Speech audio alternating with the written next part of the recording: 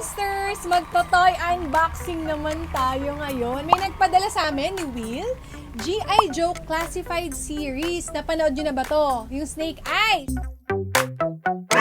Naku! Ang pogi, ane. Pero ito, si Baroness. Wow! Amoy bago. Ayan na siya. Kita nyo ba? Ayan na siya.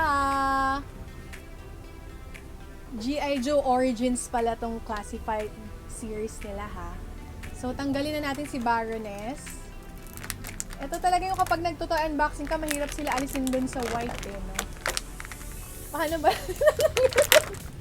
Isigan mo lang. Oo, dahan-dahan lang dapat, ha.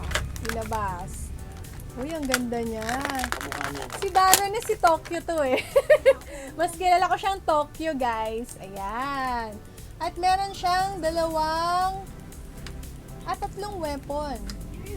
So, dalawa nito, pwede niya tong hawakan.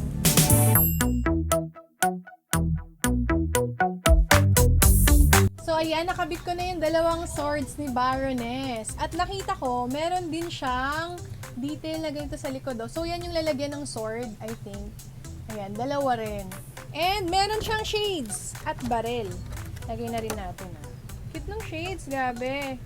Ayan, may glasses na siya, diba? Si Baroness. Ang ganda niya, oh. May kamukha talaga to, eh. Kilala niyo ba si Ursula Cobrero? Kamukha niya, diba? Ang ganda. At meron din siyang barrel. It's like every time I walk into the room, you know you want what I have. I have.